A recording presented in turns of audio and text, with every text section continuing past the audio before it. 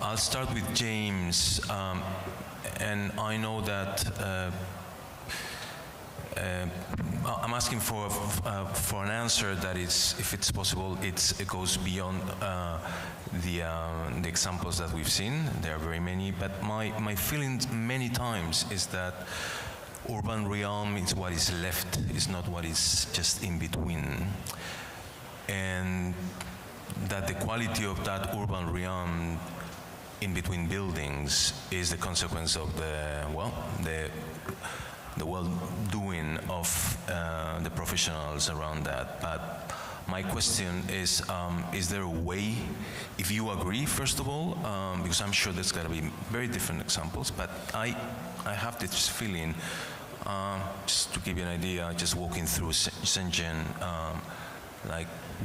at the end, the public realm is what it's left. It's not what it was planned or not what it was thought. It's so buildings come first, space comes after.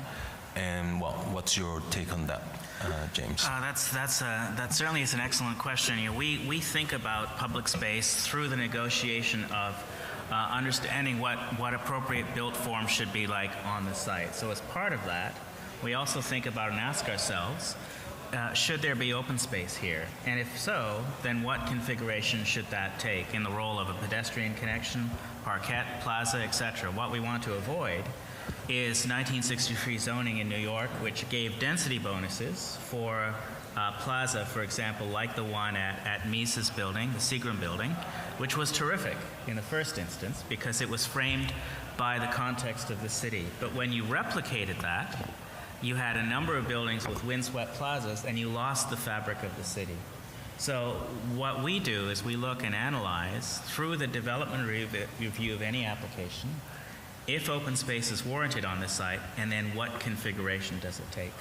We looked at Wuhan, which is a great city. I mean, it's going to be one of China's major hub cities, regional cities, and yet at a half growth level, it's being choked by the automobile and by linear design. That I don't see any differentiation of the in-between space other than just going linear again, and requirements of having a car for individual transportation instead of working towards more mass transportation. So the question is, when do we start moving towards a new direction instead of making cities the same way they've been doing for 6,000 years? Idea of the automobile and also the whether a city decides on how fast or how much resource they put into the subway, public transportation in China today is, as I see it, is for every city it's different, first of all, and sometimes it's conflicting. For example, in Shanghai, you see very clearly that Shanghai want to build a very good subway system. And today, Shanghai has one of the finest subway systems in the whole world. In Shanghai, I never drive. I just take the subway. Now, in other cities, it's different. Some still use highways and roads as main means of transportation, and most of the cities are in between. They are doing both at the same time. So some are faster, some are slower. And Wuhan, they are building.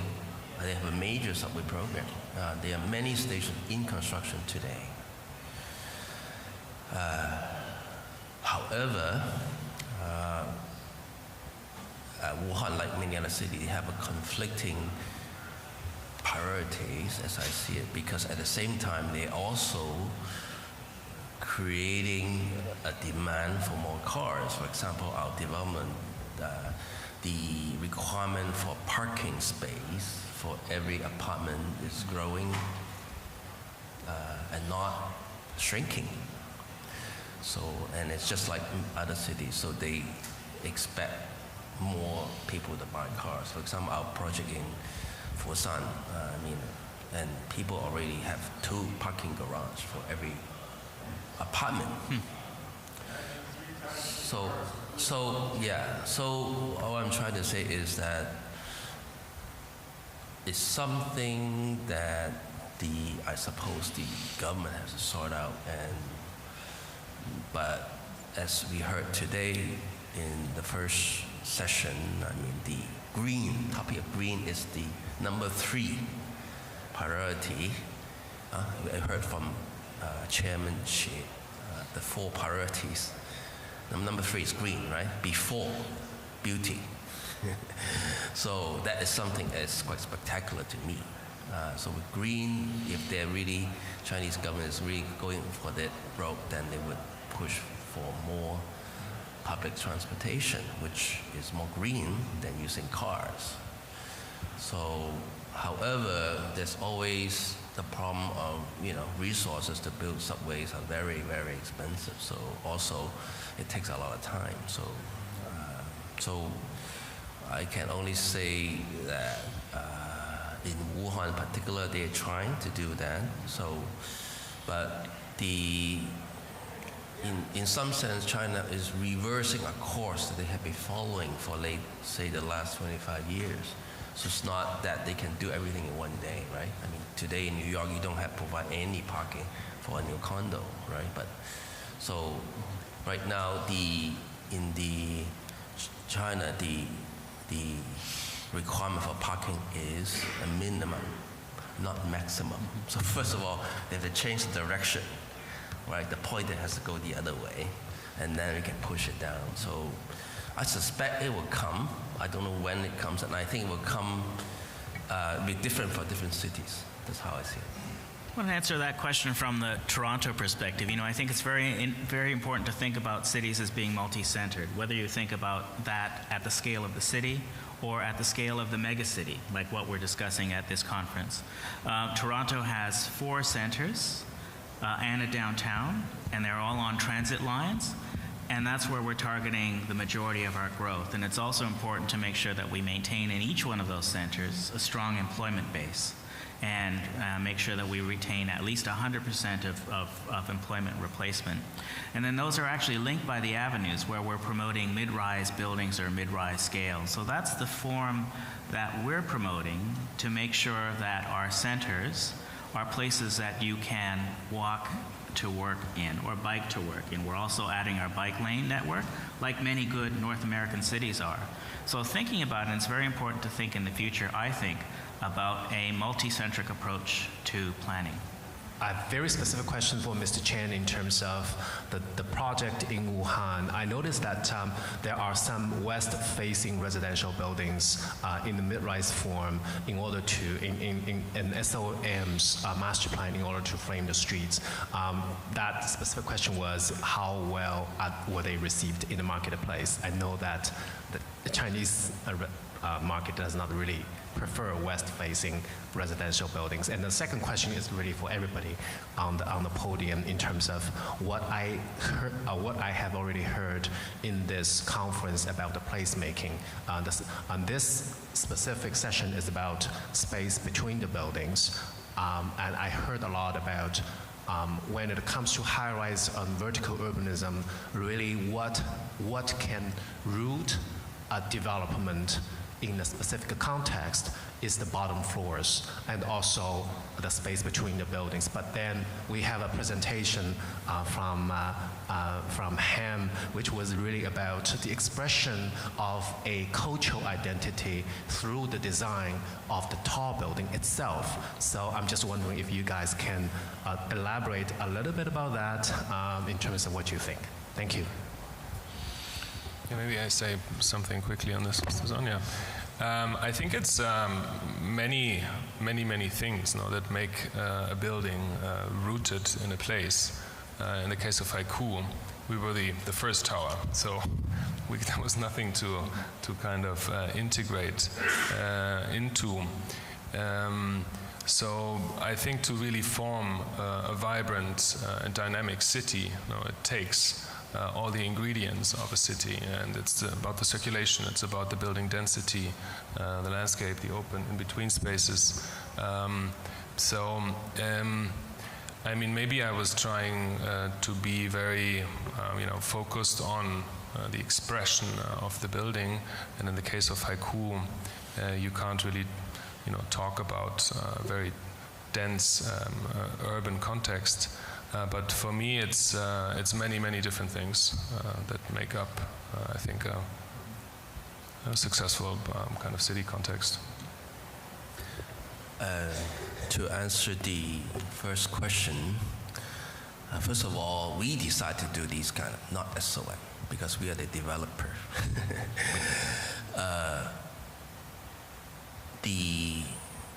But there are two things. One is the sunlight requirement, which is a national law.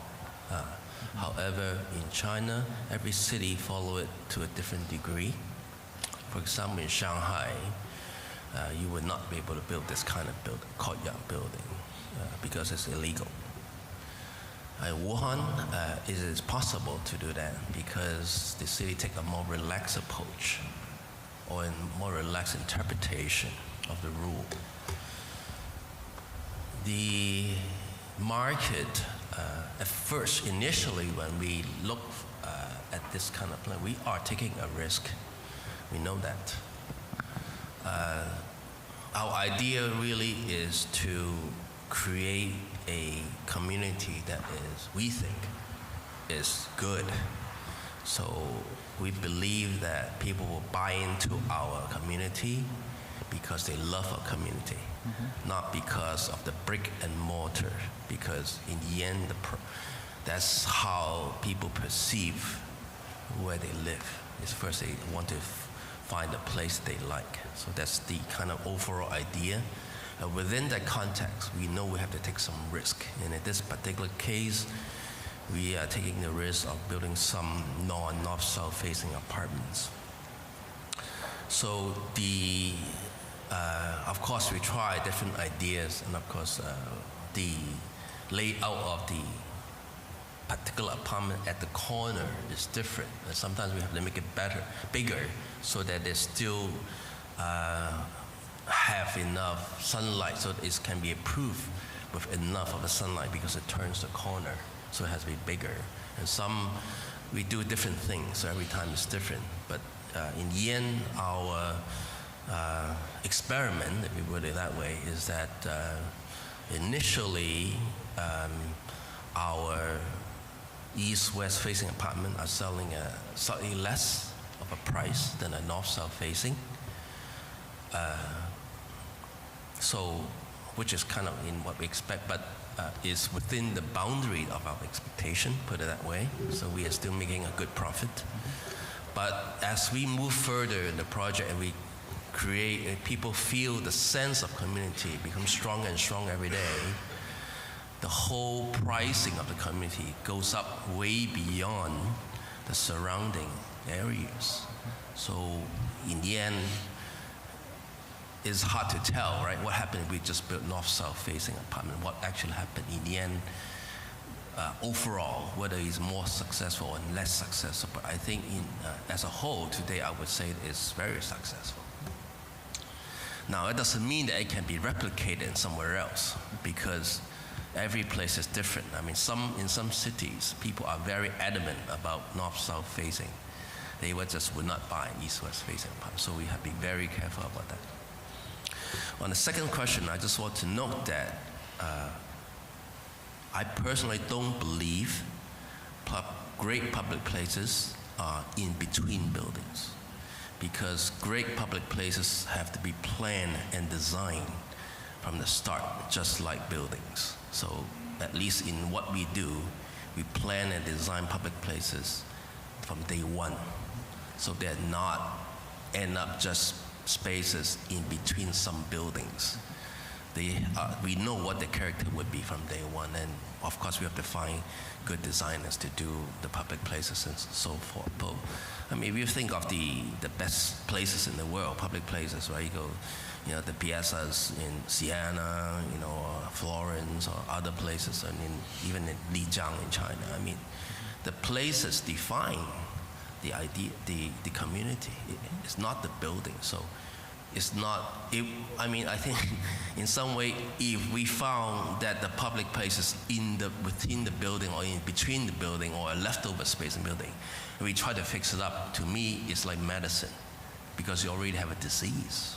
You shouldn't have the disease from the start. That's how we see it. You know, when we think about master planning new greenfield sites from scratch, we always think about the context in terms of base, middle, and height. The City Place project that I showed was very much one where we looked at what's the ground plane and what's the scale of the mid-rise buildings and what's the open space. So planning as a percentage of park space where we would put that. In this particular case, it was located on the south side of the mid-rise buildings because that's where it would get the most natural light. And then we thought about where we would put the towers in juxtaposition so that you have good views from the towers. But that was the third layer. Really, it was the public realm that started that master planning exercise. And the towers were placed in such a way that were oriented to best mitigate things like microclimate, wind impact, but also from the development perspective to actually offer good views to the park and the lake beyond.